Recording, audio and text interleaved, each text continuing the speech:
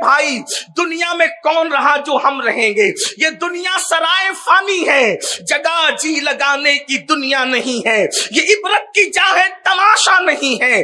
جوانی کے غرور اور گھمنڈ میں خدا کے غضب کو چیلنج کرنے والوں، جوانی کے نشے میں خدا کے دین کو پیٹ کے پیچھے ڈالنے والوں، ایک وقت وہ آئے گا جب موت کی تلوار جو انسان کے سر پہ لٹک رہی ہے، انسان کی روح اور جسم میں وہ جدائی پیدا کرنے کے لیے آئے گی۔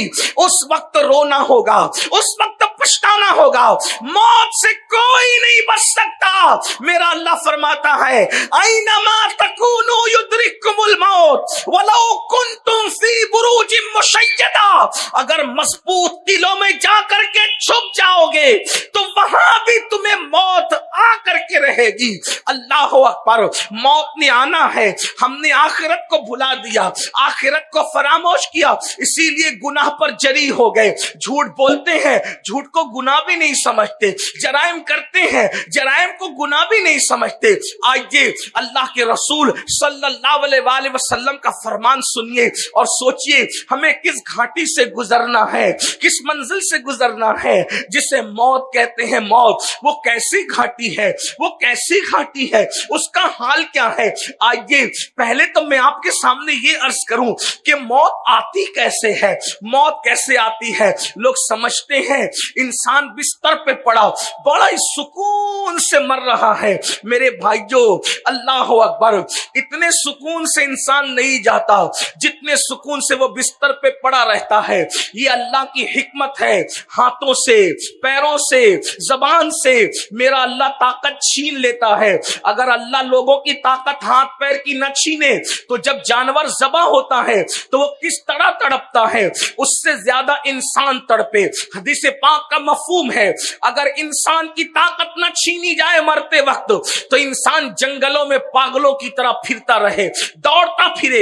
انسان کی کیفیت یہ ہو، آؤ ذرا جس گھاٹی سے گزرنا ہے جسے موت کہتے ہیں، مسلمان ہو کر بھی دین کو پیٹ کے پیچھے ڈالا ہے، مسلمان ہو کر بھی اللہ کے دین کو بھلا دیا ہے، مسلمان ہو کر بھی آخرت کو فراموش کر دیا ہے۔ آؤ آؤ اللہ اکبر۔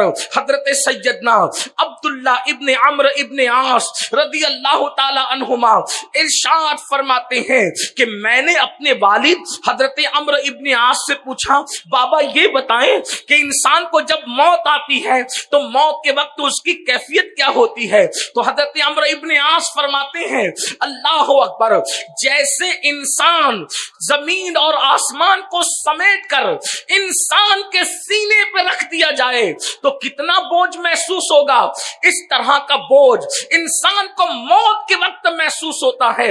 عمرو ابن عاص ارشاد فرماتے ہیں اللہ اکبر، میرے بیٹے عبداللہ جب انسان کو موت آتی ہے تو یوں لگتا ہے کہ جیسے وہ ناک سے سانس نہیں لے رہا ہے بلکہ سوئی کے ناکے سے سانس لے رہا ہے۔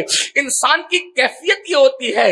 اور پھر فرماتے ہیں میرے بیٹے عبداللہ تو موت کی کیفیت پوچھ رہا ہے، اگر کسی انسان کے پیٹ میں ببول کا درخت اگا دیا جائے اور اس کو نیچے سے کوئی طاقتور انسان کھینچے تو اس وقت انسان کی کیفیت کیا ہوگی؟ اسی طرح انسان کے جسم کی کیفیت ہوتی ہے۔